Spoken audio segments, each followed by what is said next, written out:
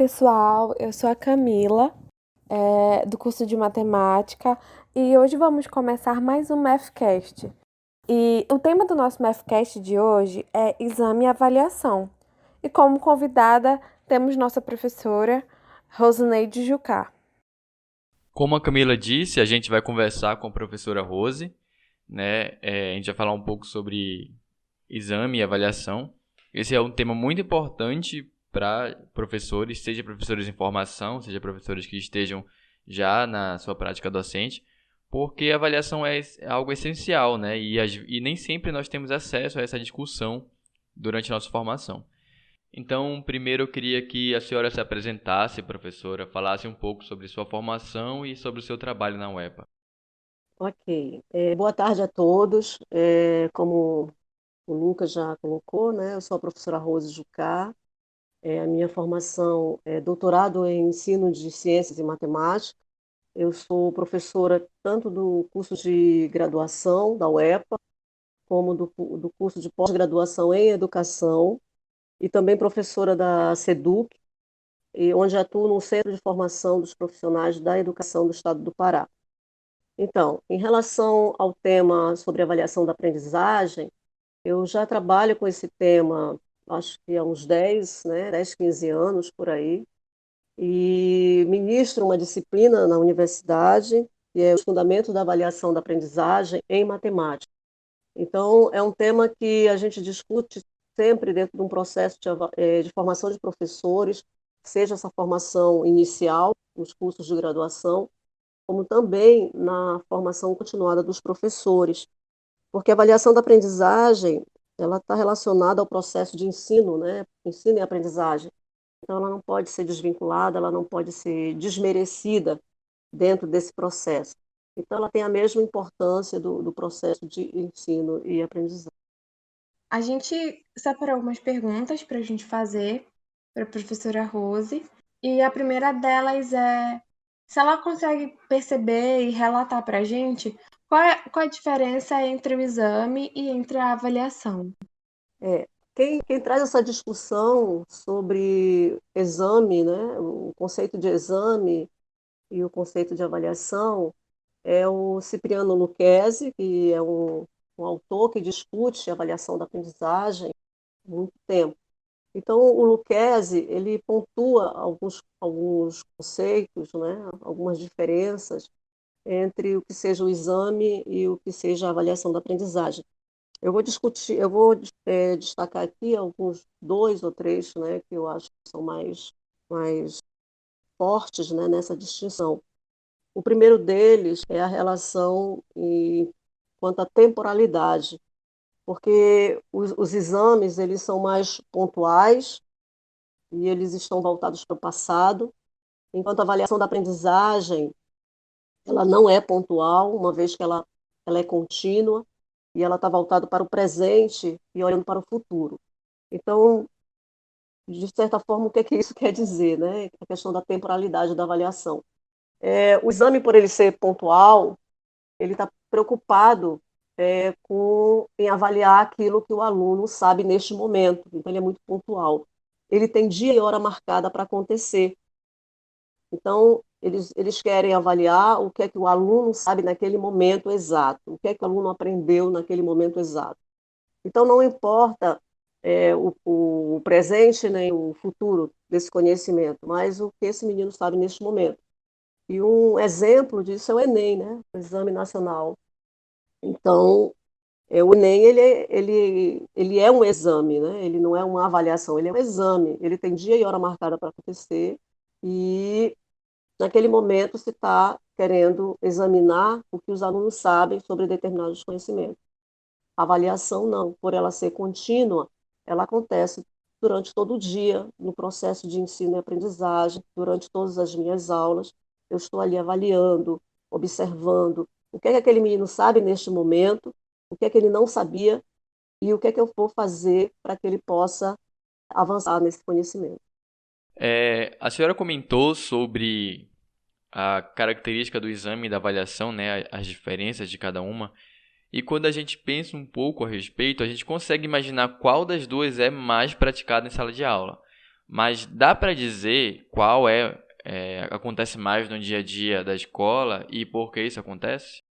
Na maioria das escolas, né, das instituições, a nível acho que de Brasil, o exame ele tende a ser mais praticado, principalmente pelos professores de matemática. E aí existem uma série de situações que levam a isso. Uma das primeiras situações é a própria formação desse professor, né? A formação inicial desse professor. Os professores que estão há mais tempo dentro das escolas, que têm 20, 15 anos, né, já lecionando, no processo de formação inicial desse professor, talvez ele não tenha tido discussões sobre a avaliação da aprendizagem, discussões que permitissem esse professor entender de fato o que é a avaliação da aprendizagem. Então, o que é que os professores eles fazem? Eles tendem a repetir um modelo que já existe dentro das escolas. E esse modelo ele vem ali da época dos jesuítas, né, 1618, quando os jesuítas começam a instituir as primeiras ideias de escola no Brasil, e aí começam a ser redigidos os primeiros documentos de como se deve ensinar, como é que se deve avaliar.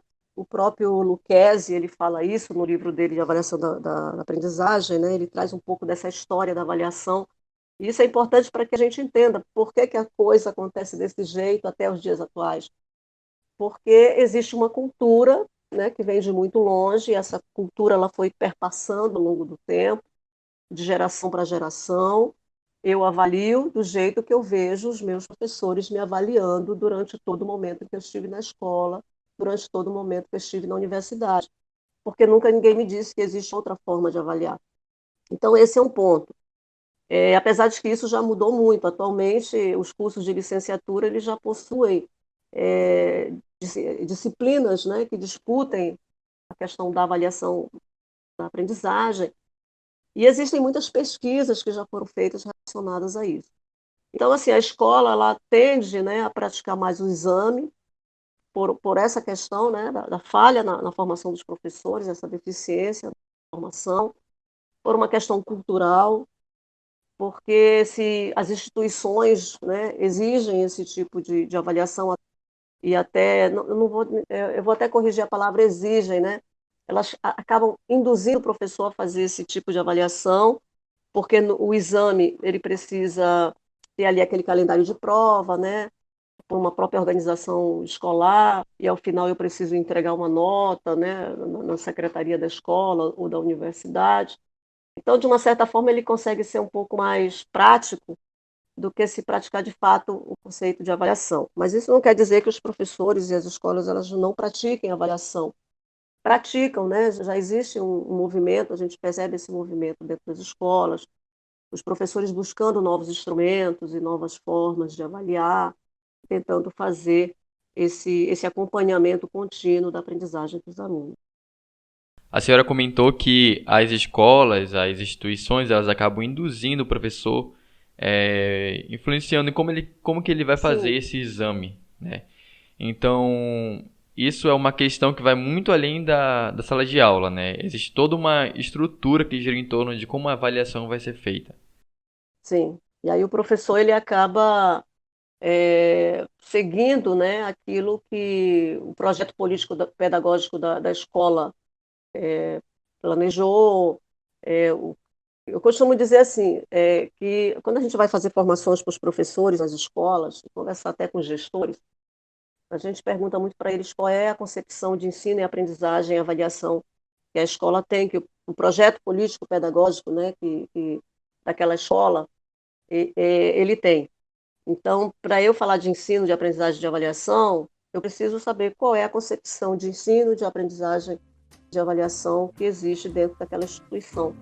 Então, cada instituição tem as suas concepções e aí acabam seguindo, né, por esse caminho. Professora, eu tenho uma dúvida. Eu acho que essa dúvida pode ser uma dúvida de muitos professores de formação e até mesmo dos professores que já estão dentro de sala de aula, né? Como a gente deve avaliar esse aluno? Como a gente consegue perceber que de fato a gente está avaliando, se de fato a gente está percebendo Ele está aprendendo ou não está aprendendo. Então, Camila, eu costumo dizer, né, para os meus alunos da graduação e para os professores em formação continuada, que o ato de avaliar, ele não é uma coisa tão fácil de se fazer, né? Avaliar o outro não é uma coisa tão simples e tão fácil. E a gente sempre tem medo, né, de cometer uma avaliação que não seja a avaliação correta, né? Acabar prejudicando o aluno por uma situação ou outra. E aí o professor, no ato de avaliar, o próprio Lucchesi, né, e a própria Sarah Hoffman, que é uma outra autora que discute a avaliação, eles falam muito da amorosidade no ato de avaliar. Essa amorosidade não quer dizer que eu tenha que amar meu aluno, né, essas coisas, mas a amorosidade no sentido De da tipo, sensibilidade, de olhar o outro, né, de perceber as suas limitações, as suas deficiências e acompanhar esse processo de aprendizagem. Então, avaliar a aprendizagem do aluno, e principalmente dentro da realidade das escolas brasileiras, onde nós temos aí 40, 50, muitas vezes, né, crianças, adolescentes, jovens dentro de sala de aula, e talvez por isso os professores até façam essa opção pelo exame, né, pela praticidade, né, eu vou lá, aplico uma prova, eu corrijo, eu dou a minha nota e o processo se acabou nisso daí, né? Então, avaliar a aprendizagem do aluno é um processo que exige muito tempo, né, muita calma, muita tranquilidade do professor. E às vezes o professor ele não tem exatamente isso, ele não tem esse tempo, né, por conta das várias atribuições que esse professor ele tem dentro do processo profissional dele. Mas assim, a avaliação ela tem que começar primeiro pela questão do que eu concebo como avaliação, né? Eu tenho que avaliar conhecimento, né? Aprendizagem de aluno. Então, o que é que esse menino está aprendendo daquilo que foi ensinado hoje? Hoje ele se deparou com determinado conhecimento e esse conhecimento ele é novo para esse aluno. Então, de que forma eu vou perceber se aquele conhecimento ele está sendo apreendido pelo aluno, está sendo compreendido pelo aluno? Então, são nas observações que eu vou fazendo em sala de aula, são nas atividades que eu vou passando, sejam testes, né, individuais, testes em grupos, quando eu mando esse menino para o quadro resolver um problema, quando eu converso com esse menino sobre as dificuldades que ele está, né, ele tá sentindo dentro daquele conteúdo. Então, o professor, hoje em dia, ele dispõe de uma série de instrumentos que ele pode estar, né, utilizando dentro da sua aula, não só naquele dia, hoje é dia de prova, não, no dia a dia da sala de aula dele, né, como a questão da própria observação. Então, eu vou observando o caminhar desse aluno, mas é aquilo que eu falei lá no início, né, fazer essa observação, quando eu tenho 40 meninos em sala de aula, 40 alunos em sala de aula, 40 crianças, 40 jovens, é um processo muito difícil, né? Dentro de algumas realidades, dentro da realidade de algumas escolas, o professor, às vezes, ele não tem nem espaço para que ele possa andar por dentro da sala de aula. Mas isso não quer dizer que, por eu não ter espaço para andar, por eu ter 40 alunos, eu não possa fazer esse processo de avaliação com um pouco mais de cuidado. Observar os cadernos, colocar aquele menino, né, mandar eles ir para o quadro, fazer eles trabalharem em grupos e ver como é que esses grupos eles estão trabalhando, estão se desenvolvendo, e conversando com esses grupos, perguntando as dificuldades e observando essas dificuldades, porque o professor ele também tem já essa expertise, né, de só de olhar para o aluno, ele já sabe se o aluno compreendeu ou não determinado conteúdo.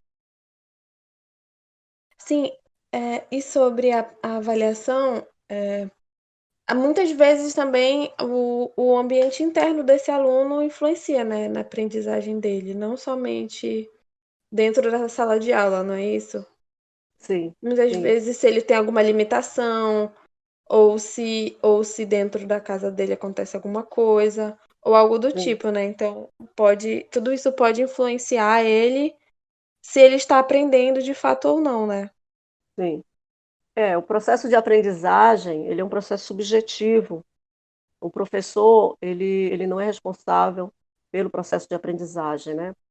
ele é Uhum. responsável pelo processo de ensino, com o objetivo de provocar uma aprendizagem, mas a aprendizagem ela é subjetiva. Eu aprendo quando eu quero aprender e quando eu me sinto em condições de aprender. Então, existem aí vários fatores externos à escola que podem provocar essa dificuldade de aprendizagem do aluno, né? Problemas familiares, algumas limitações que esse aluno tenha, talvez na falta de conhecimentos prévios, ou limitações cognitivas.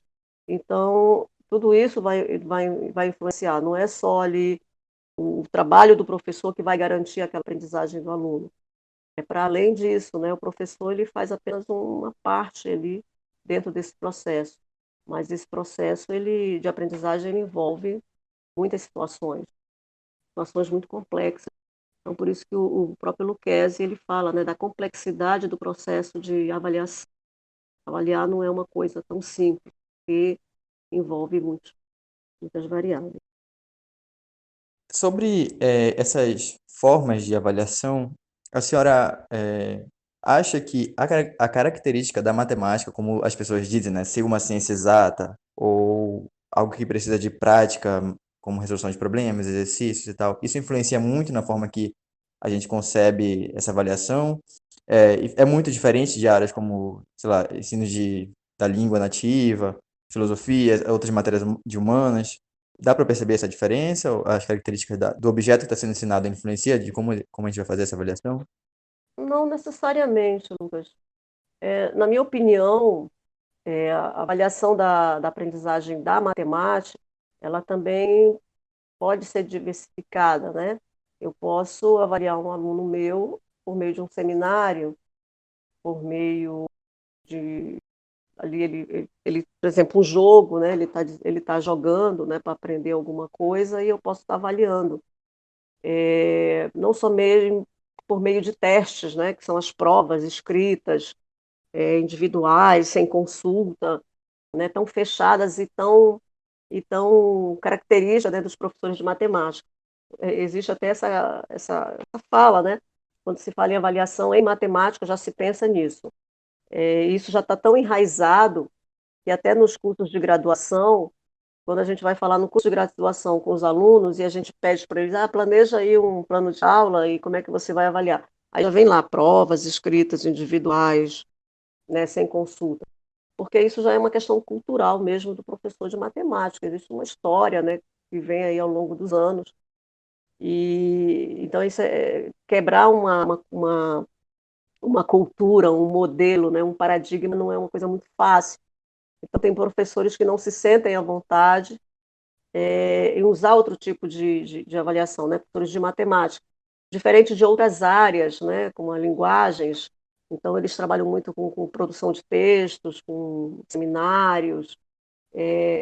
Então eles têm muitas opções, como também as disciplinas das ciências naturais, que trabalham na perspectiva também das investigações, e dentro dessas investigações eles já vão fazendo esse processo de avaliação. Mas essa questão da prova escrita, pontual, sem consulta, individual, não é só uma prática dos professores de matemática, né? Existem outras áreas que também ainda utilizam muito esse instrumento. Eu não sou contra o instrumento, né? Mas eu acho que precisa haver uma diversidade desses instrumentos. Não existe nada que vai dizer assim, se o menino fizer a prova dele em dupla, isso aí não está valendo como avaliação. Aí vem de novo aquela questão. Qual é a concepção de avaliação que você tem? Você quer medir conhecimento ou você quer avaliar como a aprendizagem está sendo desenvolvida? Então, isso vai muito da concepção de avaliação que eu tenho. Se eu estou avaliando conteúdo individual, o exame ele se encaixa perfeitamente bem. Mas se eu estou avaliando o processo de aprendizagem, o que é que esse menino aprendeu até aqui e o que é que ele pode aprender.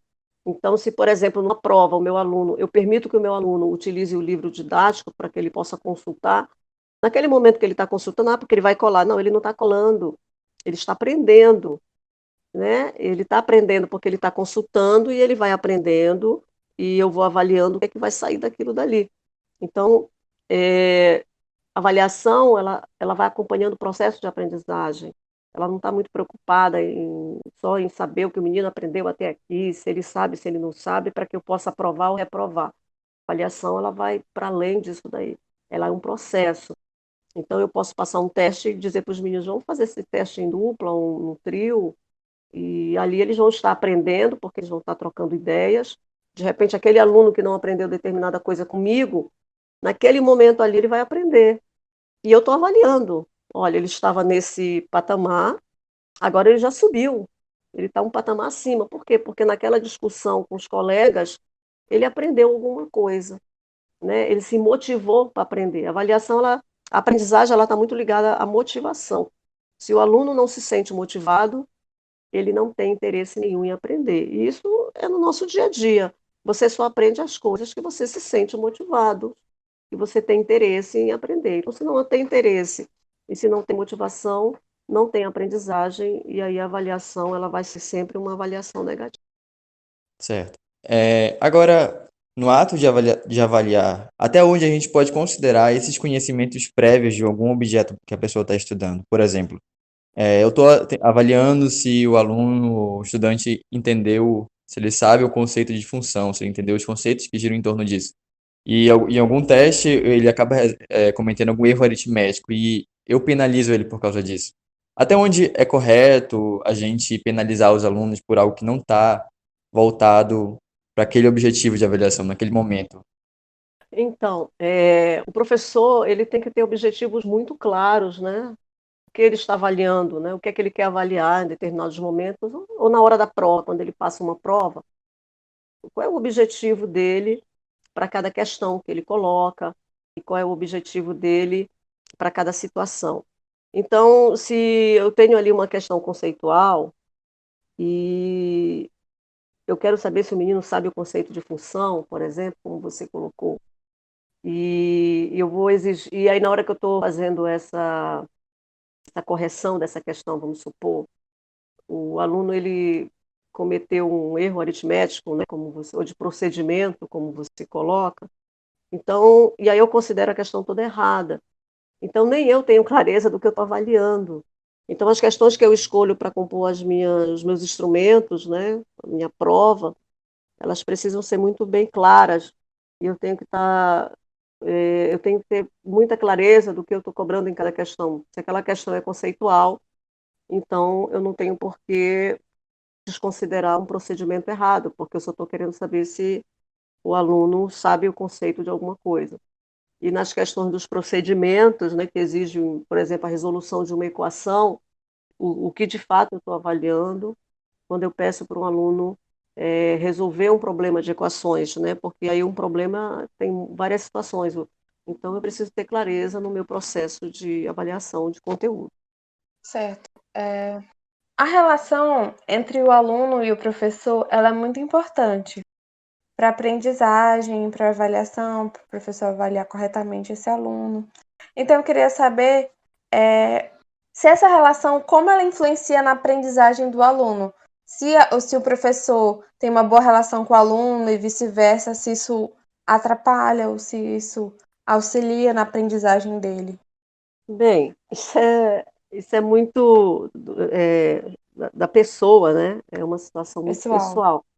Mas, assim, lógico que se eu tenho uma boa relação com os meus alunos e os meus alunos têm uma boa relação comigo, e quando se fala em boa relação, é a questão da confiança, do respeito, né, mútuo e da confiança do aluno no professor, onde o aluno sabe que se ele for ao quadro, o professor não vai fazer ele passar por situações constrangedoras. Então, se existe uma boa relação de respeito mútuo e confiança, e de amizade mesmo, com certeza o processo de aprendizagem ele vai ser mais benéfico para o aluno. Então, imagina uma situação, né, que um aluno ele não gosta do professor, já teve algumas discussões com o professor, já trocaram, né, farpas. E aí, como é que esse aluno ele se sente à vontade para assistir essa aula, né, para participar dessa aula? E aí, com certeza, ele começa também a rejeitar a própria, a própria disciplina, né, o próprio componente. Então, em relação à matemática, por exemplo, algumas pesquisas já apontaram que muitas vezes os alunos transferem não só a rejeição que ele tem à matemática para o professor, então ele não gosta do professor de matemática porque ele não gosta de matemática, mas o outro lado também é verdadeiro. Ele não gosta da matemática porque ele não gosta do professor. E eu já escutei isso de alguns alunos dizendo, né, que ele não gostava de matemática porque ele não gostava do professor dele. Então, essa relação professor-aluno, ela precisa sim ser uma relação de parceria, né? Eles precisam estipular uma parceria, eles precisam ser cúmplices dentro desse processo de ensino e aprendizagem. Bom, agora falando de um outro tipo de avaliação. Até então a gente falou de avaliação em sala de aula, né, no nosso dia a dia, mas a senhora chegou a comentar também do Enem, né, que é o Exame Nacional do Ensino Médio. Então existe essa modalidade de avaliação que ela é uma avaliação ampla, né, externa. Então como é que funciona? O que é esse tipo de avaliação? Qual o objetivo dela? Então, Lucas, nós temos aí dois tipos de avaliação, por assim dizer, né? As avaliações internas, aquelas que são praticadas pela escola e pelos professores, onde os professores lecionam determinado conteúdo e a partir dali eles produzem seus instrumentos e avaliam seus alunos. E as avaliações externas, elas são aquelas externas à escola, externas à instituição, onde a instituição ela não participou do processo de elaboração dessas questões e não tem, né, não tem conhecimento dessas questões que vão ser, um conhecimento prévio das questões que vão ser aplicadas, como no caso o Enem. Então, as avaliações externas, elas têm um objetivo diferente das avaliações internas. A avaliação interna, o professor avalia o que o aluno aprendeu daquilo que foi ministrado para ele, né, daquilo que foi oferecido para ele. As avaliações externas, elas avaliam o desempenho dos alunos, elas avaliam as habilidades dos alunos, né? Então, são avaliações assim bem diferenciadas. Então, enquanto uma acontece no interior da escola, dentro da sala de aula, a outra ela acontece de forma muito ampla. Então, por exemplo, o Sistema de Avaliação da Educação Básica, o SAEB ele acontece em todos os anos ímpares, apesar de que agora ele está passando por algumas reformulações e ele deve acontecer todo ano. Então, os alunos das escolas públicas, eles vão ser avaliados todo ano. Então, o que se avalia ali é desempenho de aluno, e não é aprendizagem, é desempenho. E o desempenho ele está relacionado a muitos fatores que acontecem dentro do ambiente da escola, como, por exemplo, aprovação e reprovação, a questão da evasão escolar. Então, essas avaliações externas, elas estão avaliando tudo isso, né? E a partir desses pontos, né, desses critérios de evasão escolar, número de alunos matriculados, números de alunos aprovados e reprovados por componente, eles vão compor, e o resultado das provas que os alunos fazem, eles vão compor o Índice de Desenvolvimento da Educação Básica, conhecido como IDEB. Então, as avaliações externas, elas avaliam desempenho e se pautam em cima de habilidades, né? Elas avaliam habilidades que os alunos devem desenvolver, diferente da avaliação interna. A avaliação interna ela avalia conteúdo, né? Os conteúdos que os alunos precisam aprender do currículo, né? Que está posto no currículo. Então, são avaliações que têm objetivos diferentes. A avaliação externa ela tem um objetivo das políticas públicas, né? Então, a partir desses resultados, as escolas elas recebem apoio, né? Aí vem a questão do Fundeb. Então, são avaliações que têm caráter diferente, enquanto uma, né, é um exame propriamente dito. As avaliações externas, elas são exames. A avaliação interna, ela é mais em questão de aprendizagem mesmo, de conteúdo. Professora, e nessas avaliações externas, ocorre alguma particularidade entre cada região do Brasil ou não? É universal? Não, Camila. A avaliação externa, ela é geral, né? A mesma prova é aplicada em todas as regiões do Brasil, não é levada em consideração nenhuma especificidade, até porque ela é um processo, é um exame, e ela é pautada em cima dos documentos oficiais, né, como agora nós temos aí a BNCC. Então, a BNCC, por exemplo, ela é um documento que traz algumas diretrizes dos conteúdos mínimos que os alunos devem aprender. A BNCC ela já traz, na sua escrita, ela já vem separada por habilidades. Ela traz os objetos de conhecimento que os alunos devem aprender, que são os conteúdos, e ela já vem, né, descrevendo as habilidades que os alunos devem desenvolver ao longo de uma etapa de ensino.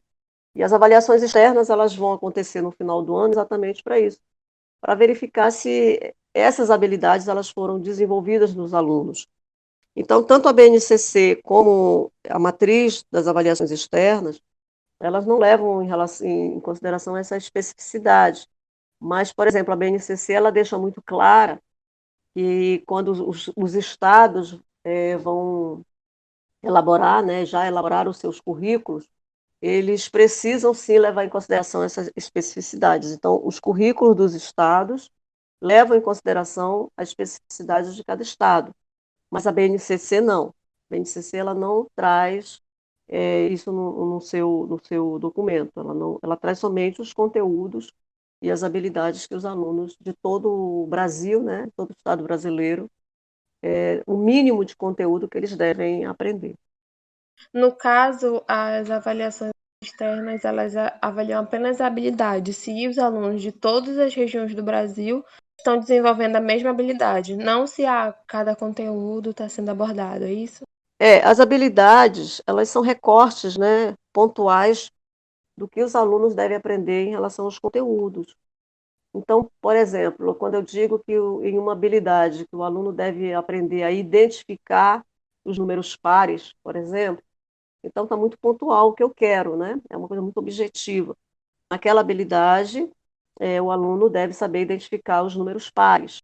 E aí, quando as avaliações de larga escala elas vão avaliar essa habilidade, vai aparecer uma questão, que é chamada de item, e esse item ele é muito objetivo, ele é muito claro, é muito pontual. Lá no item vai aparecer, identifique na sequência numérica os números pares. Então, as avaliações de larga escala, as questões ou itens, são muito pontuais, né? Eles querem saber se o aluno desenvolveu aquela habilidade. Mas em relação, né, a essa questão, eu já escutei algumas pessoas, alguns professores falando, porque a BNCC ela não valoriza os conteúdos, então não tem mais conteúdo. Não é bem isso. A BNCC ela faz um recorte desses conteúdos. Os conteúdos estão postos, sim. O aluno ele precisa aprender conteúdos de matemática, porque se ele não aprender os conteúdos, como é que ele vai desenvolver habilidades? Então, os conteúdos eles continuam sim sendo importantes. Alguns conteúdos na BCC foram enxugados, mas existem conteúdo, e quando você olha para uma habilidade, você vê muito conteúdo. Então, o professor ele precisa ter esse olhar muito amplo, né? Colocar ali uma lente de aumento naquela habilidade, nos objetos de conhecimento que a BNCC lista, para poder enxergar os conteúdos que precisam ser trabalhados em sala de aula, e a partir daí levar o aluno a desenvolver essas habilidades. Então, quando tem uma habilidade que fala que o aluno precisa resolver problemas de equações, então, mas para o menino aprender a resolver uma equação, nossa, é preciso muita coisa, né? Tem todo um conteúdo por trás disso daí. Sim. Aproveitando que a senhora falou um pouco da BNCC, em relação à avaliação, a senhora acha que a BNCC ela vai impactar nesse processo?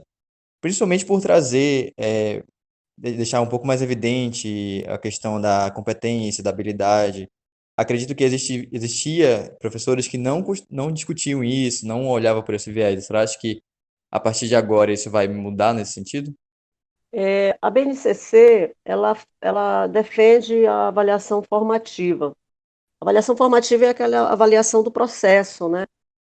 Eu vou avaliando cada momento de aprendizagem do aluno, eu vou caminhando junto com o aluno, né? Enquanto o aluno está aprendendo, no passo a passo eu também estou avaliando. Eu estou avaliando de uma forma muito clara, muito objetiva, eu sei o que eu estou avaliando. Eu não avalio para aprovar ou reprovar, mas eu avalio para ver onde o aluno está no processo de aprendizagem e, a partir daquilo ali, do que ele não aprendeu, ou que ele aprendeu de forma equivocada, né? Como é que eu vou fazer esse aluno avançar? E aí vem a importância de analisar esses erros e as dificuldades dos alunos. Eu preciso, num processo de avaliação, avaliar os erros dos meninos, porque esses erros eles vão me dar pistas onde esse aluno já está dentro do processo de aprendizagem e como é que eu vou fazer como professor para fazer esse menino avançar. Então, os erros vão me dando essas pistas, os erros vão me ajudando nesse processo de avaliação.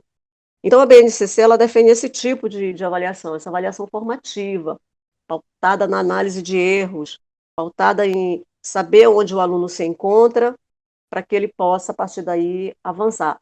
Mas, assim, a BNCC, quando ela traz essa questão da avaliação formativa, isso não é uma coisa que aconteceu agora, né? Agora com a BNCC está aí falando em avaliação formativa. Os parâmetros curriculares nacionais, que foram publicados em 1990, mais ou menos, eles já traziam essas orientações de uma avaliação formativa, da análise de erros. Então, isso daí já está há mais aí de 20 anos, né, fazendo parte da discussão, do contexto escolar. Já há mais de 20 anos que se fala em avaliação formativa, e a gente não viu assim muitos avanços em relação a isso. Então, realmente eu não consigo assim pensar que a BNCC, né, ela vai causar tanto impacto. Talvez um pouco mais lá para frente, né, porque a BNCC ela foi homologada em 2018, então é uma coisa que está muito nova, é um documento muito novo, que os professores ainda estão se apropriando, né, existem muitas dúvidas em relação a esse documento, os professores ainda não conseguiram realmente ainda, né, se apropriar de tudo que a BNCC propõe, em termos de ensino, de aprendizagem, de avaliação. E, e aí existem muitas outras situações, né, não é só o professor, mas existem outras situações, como a questão das instituições, o que é que as instituições vão exigir que se faça em relação ao processo de avaliação, vai haver mudança, né? As instituições vão querer essa mudança, vão fazer essa mudança, ou não, né? A gente vai continuar fazendo a mesma coisa e dizendo que está seguindo a BNCC.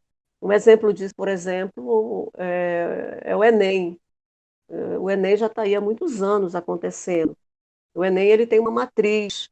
O Enem ele fala em avaliação formativa também, né? O Enem, não o Enem como exame, né? Mas as propostas para o ensino médio já falavam sobre isso, né? Os parâmetros curriculares do ensino médio já falavam sobre isso, né? Uma avaliação formativa, num processo de ensino-aprendizagem por meio da resolução de problemas, que não se ensine mais macete para os alunos, de uma proposta interdisciplinar.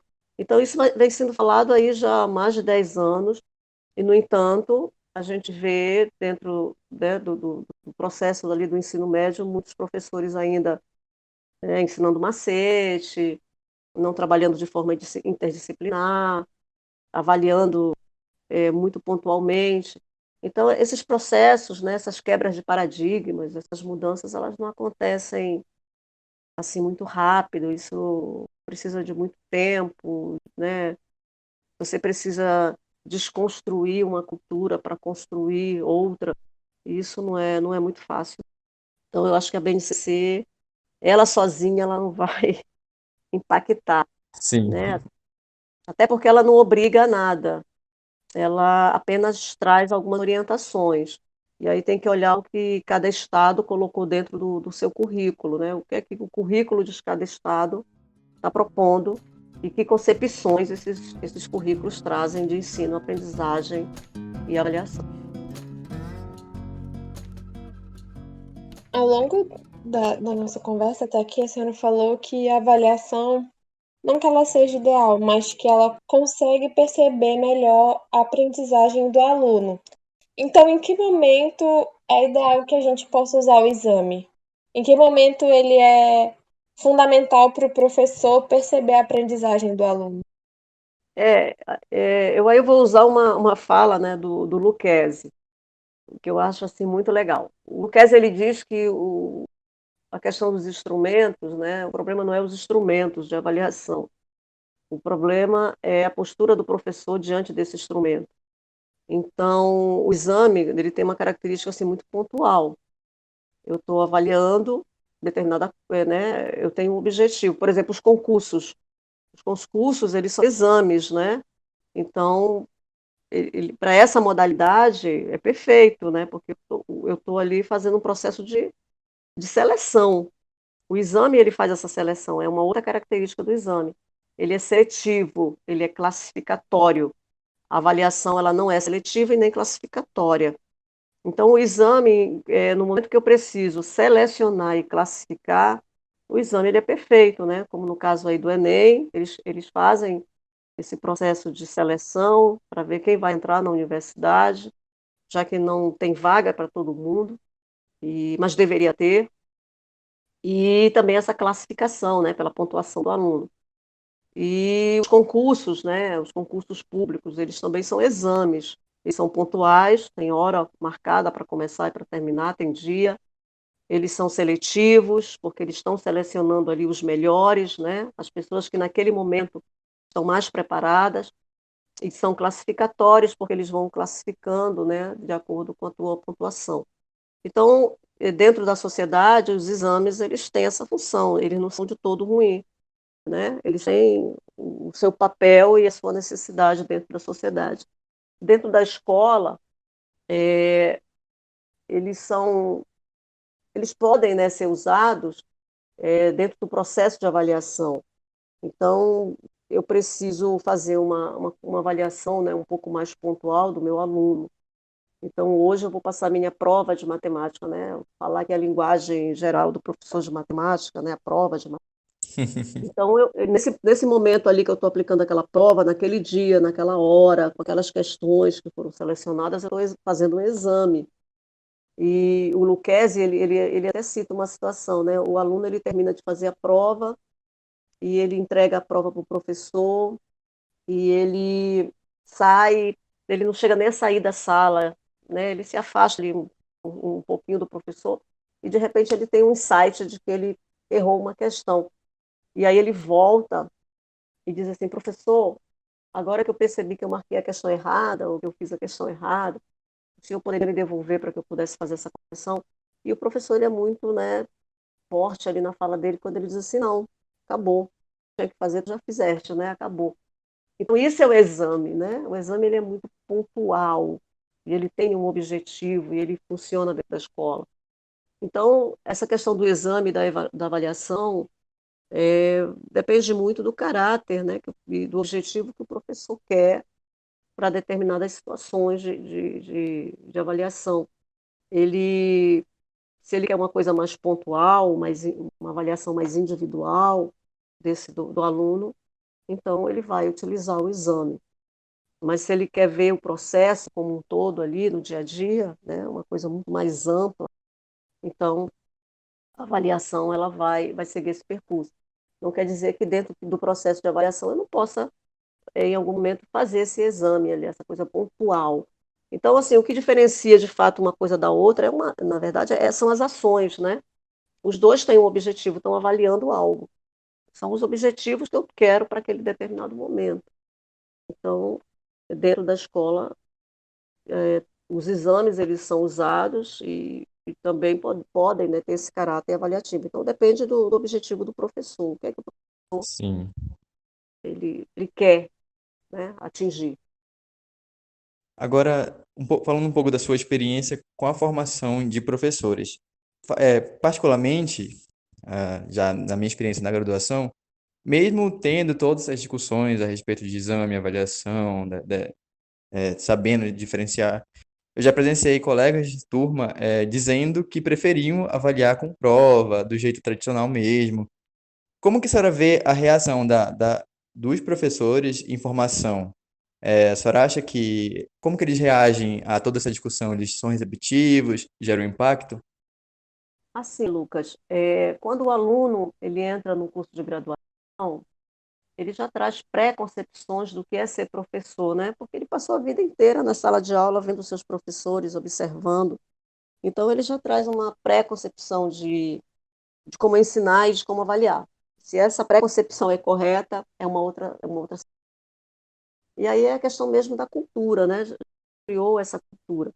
Então, dentro dos cursos de formação inicial, não só inicial, na formação continuada, quando está trabalhando com o professor, que já está em sala de aula, é muito comum, né, a gente ver o aluno da graduação ou o professor, ele ser muito resistente a essas mudanças. Talvez pela questão mais prática, né, de passar uma prova, é muito mais prático eu passar uma prova para 40 alunos e corrigir essa prova e dar uma nota, do que eu passar várias atividades, e eu sei que essas atividades, né, elas vão me dar muito trabalho, porque eu vou ter que corrigir essas atividades, eu vou ter que verificar, né, se o aluno está avançando ou não. Então, acho que por uma questão de praticidade, a maioria dos professores ainda preferem essa questão da prova, né, passar uma prova naquele dia marcado, ser uma coisa mais pontual. Então, é muito difícil, né, dentro do curso de graduação, quando a gente discute a avaliação da aprendizagem e a gente aponta esses diversos instrumentos que podem ser utilizados, a gente encontra assim uma rejeição, né, dos alunos, dos futuros professores em relação a outras formas de avaliar. Mas é, isso é explicado exatamente por essa preconcepção que ele já traz. Talvez, se durante o período dele como aluno da educação básica, ele tivesse um professor que tivesse feito um processo avaliativo diferenciado, e ele tivesse experimentado isso como aluno e verificado que aquele processo era muito legal, era melhor para ele, né, em todos os sentidos, talvez ele não tivesse essa pré-concepção e essa pré-concepção não fosse tão difícil de ser quebrada nos cursos de graduação. Mas, assim, a disciplinas de avaliação das universidades, elas têm um objetivo, né? Trazer esclarecimento, né? Trazer informações para os novos professores, e eu sempre falo isso para os meus alunos. Eu não vou aqui impor para vocês, né, processos de avaliação. Eu vou mostrar que existem outras alternativas. Essa é uma alternativa que a senhora apresenta e não impõe, né? Mas como a senhora disse, se a gente tivesse essa experiência no ensino básico, talvez fôssemos mais receptivos, né, a essas formas alternativas de avaliar. Agora, a senhora falou que não acredita que a BNCC sozinha vai causar todo esse impacto na avaliação. Mas, de modo geral, a senhora é otimista em relação à avaliação? A senhora acredita que nas próximas décadas a gente vai melhorar nesse sentido, aprender a avaliar melhor? Eu penso que sim, Lucas. O processo de formação, tanto inicial como continuada, ele colabora muito, né, com essa mudança de visão dos professores em relação à avaliação. Então, assim, eu trabalho muito junto aos professores que já estão em sala de aula, quando a gente faz as avaliações continuadas lá pelo centro de formação.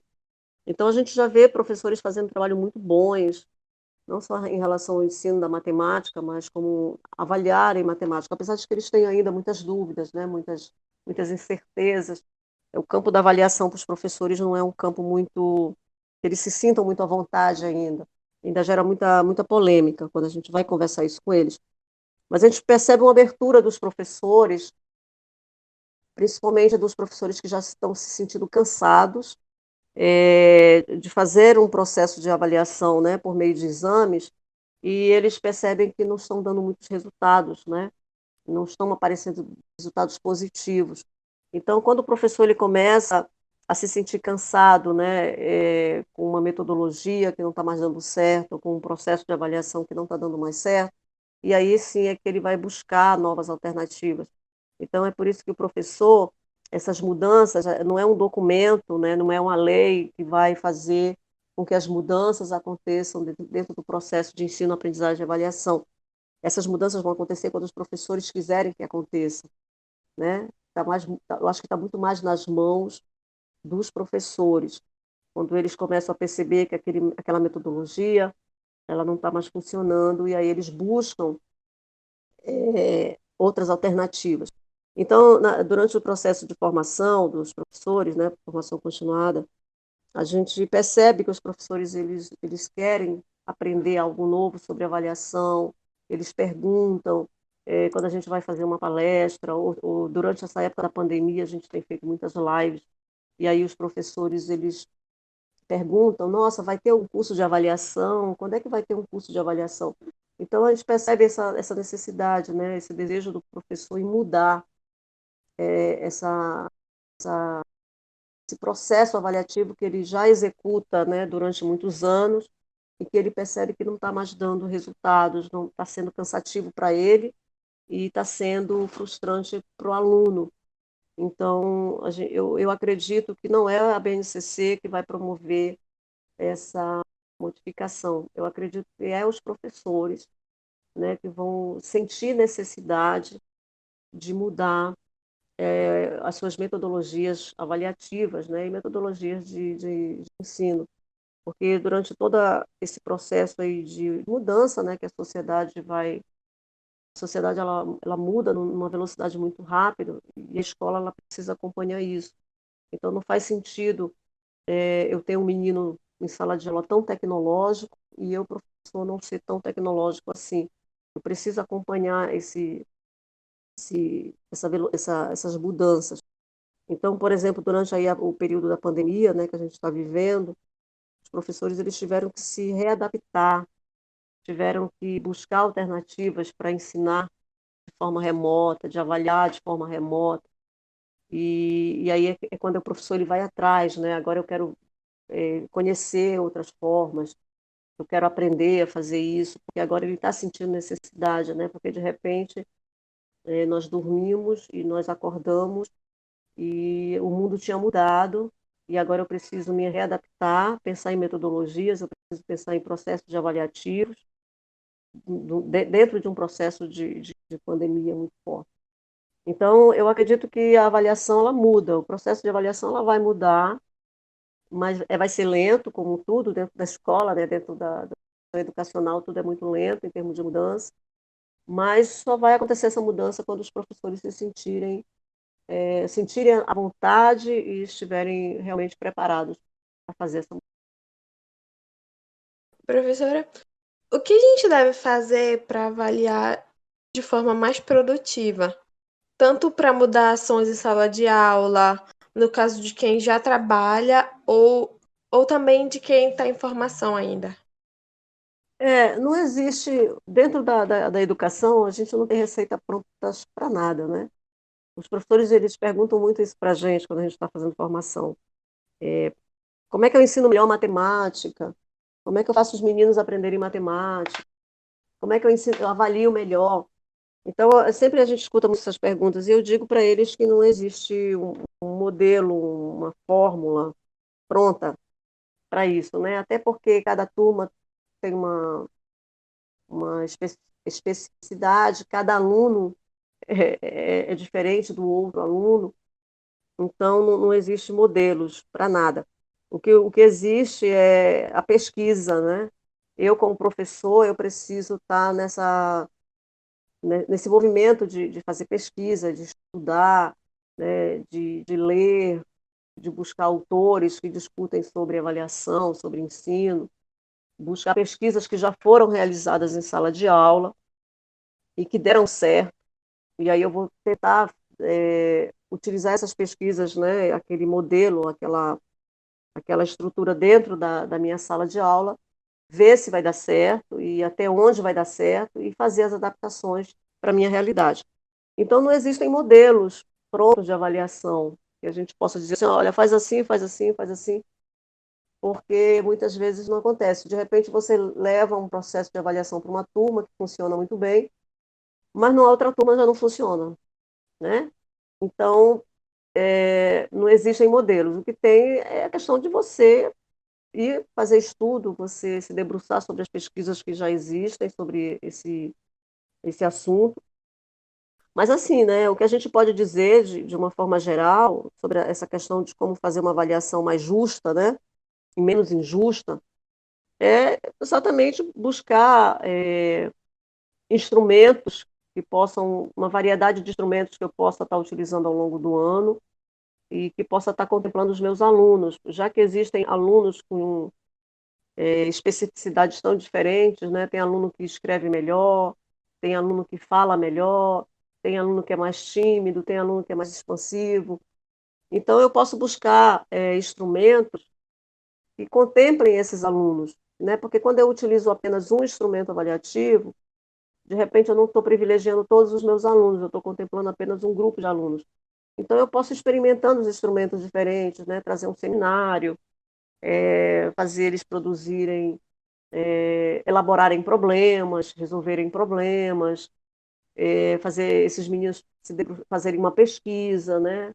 Sobre algum conteúdo relacionado à matemática, fazer eles contarem, né? Trazer um pouco da história da matemática para a sala de aula, e aí eu vou avaliando o que é que eles estão aprendendo, como é que eles estão se expressando, e aí que conteúdos eles conseguiram aprender. Então, é muito difícil falar em forma, né, modelo sobre Uhum. avaliação. O que Sim, existem são alternativas de instrumentos, como a pesquisa, como os testes, né? Podem ser testes em duplas, podem ser testes em grupos, e a partir daí eu vou avaliando. Mas, em geral, aí a gente volta a falar, o professor ele tem que ter muito claro que ele quer avaliar quando ele escolhe determinado instrumento. Se eu vou fazer um seminário, o que eu quero avaliar com aquele seminário?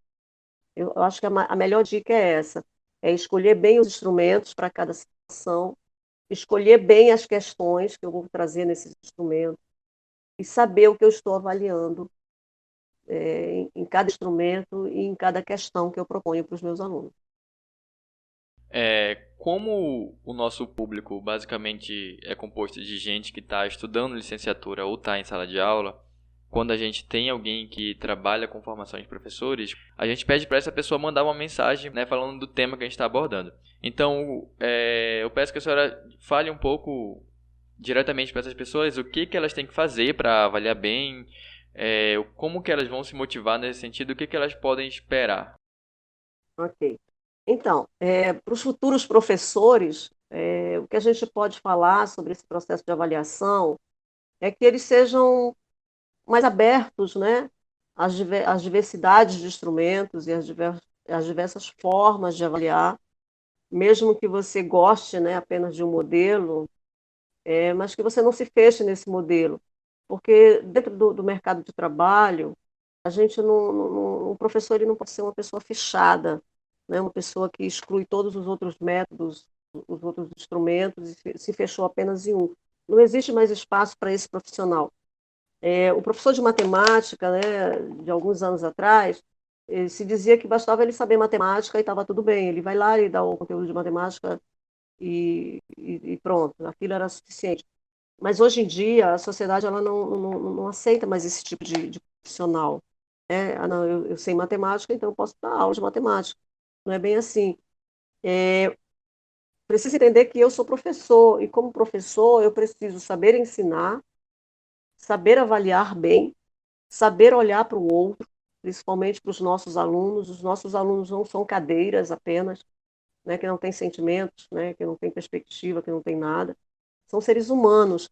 Então eu preciso olhar para eles e entender as fragilidades daqueles alunos, as suas necessidades, e a avaliação, seja ela uma avaliação diagnóstica, né, quando eu vou ali e aplico uma avaliação para conhecer esses conhecimentos prévios que esse meu aluno traz, as suas deficiências, ou uma avaliação contínua ali dentro de um processo, ou uma avaliação somativa, que é aquela que eu só aplico no final de um processo, eu preciso ter essa sensibilidade de ensinar bem e avaliar muito melhor, porque o ato de avaliar, né, eu costumo dizer, ele não é um ato muito fácil, E a gente tem que pensar em um ato de avaliar que a gente não cometa tantas injustiças com os nossos alunos, né? Que a gente olhe para aquilo que ele já sabe e a partir daquilo que ele já sabe, de que forma eu posso usar isso para repensar as minhas aulas e os meus processos avaliativos. Então, para os jovens, né, que estão caminhando nesse processo de formação de professores, então ser professor é muito mais que saber matemática. Ser professor é se preocupar com o outro, né? Saber se o outro está aprendendo e como está aprendendo e saber avaliar bem, porque avaliar mal já tem muita gente fazendo isso, né? A gente escuta muito isso na fala de alunos de qualquer etapa, né? Eles se sentem injustiçados com as avaliações que professores, principalmente os de matemática, eles fazem.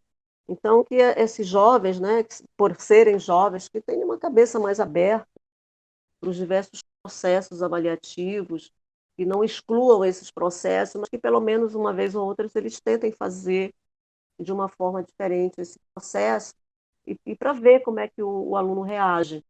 Porque muitas vezes, quando a gente passa uma prova apenas, a gente acaba excluindo aquele aluno, e aquele aluno ele vai se sentindo cada vez mais excluído, e aí chega um momento que aquele aluno ele começa a sair da escola, e ele vai embora da escola, e aí ele vai em outros caminhos que ele não deveria ir, e eu faço parte dessa, eu tenho culpa, né, nesse processo aí, porque fui eu que botei o aluno para fora de sala, fui eu que eliminei o aluno do processo educativo, né, eu tenho aí uma parcela de culpa. Então, o processo de avaliação, ele é muito rígido dentro das escolas e muitas vezes é essa rigidez desse processo que faz com que os nossos alunos eles abandonem a sala de aula, né, abandonem a escola de uma forma geral. Então, para os professores, né, em formação inicial e também para os professores em formação continuada, fica aí a reflexão, né? Vamos pensar melhor sobre o processo de avaliação para que eles não sejam tão excludentes, né? Mas para que ele possa ser um pouco mais inclusivo no sentido de acolher todos os nossos alunos, aqueles que sabem mais ou aqueles que sabem menos, para que a gente não saia por aí destruindo a autoestima, né? Um dia desse eu estava vendo uma pesquisa que saiu sobre essa questão da autoestima e a matemática. E é impressionante, né, a quantidade de pessoas que tiveram as suas autoestimas destruídas por conta do processo de ensino e avaliação em matemática. Então, o menino, por ele ter tirado zero numa avaliação, não quer dizer que aquele menino não saiba nada, que aquele menino não quer nada. Eu acho que a gente precisa mudar essas concepções do não quer nada e não sabe nada. O menino, ele sempre sabe alguma coisa. Talvez eu, professor, não esteja sabendo, né, resgatar esse conhecimento, fazer esse conhecimento aparecer para mim. E essa questão do menino não querer nada, talvez seja porque ele não esteja se sentindo incluído dentro da escola, dentro do processo. Professora, a gente gostaria de agradecer muito a sua participação no nosso podcast. A gente entende como é complicado tirar um pouquinho do seu tempo para fazer isso, mas é de grande contribuição para todo o público acadêmico. E agradecemos também a todos que vão ou estão ouvindo o nosso podcast. Até a próxima. Eu que agradeço também pelo convite de vocês, né, esse momento, né, de conversa, de troca de ideias sobre avaliação, que é uma coisa que é tão esquecida, né? É sempre tão esquecida. Se fala muito em metodologias de ensino, mas nunca ninguém vai falar sobre metodologias de avaliação. Então, eu que agradeço essa oportunidade. Sim, é verdade. Eu espero que a conversa tenha sido produtiva, né, para quem ouviu e que a gente possa pegar essas reflexões e aplicar na nossa prática docente, né, na nossa vida. Com certeza. Eu agradeço a quem ouviu até aqui, gente, muito obrigado e até o próximo episódio.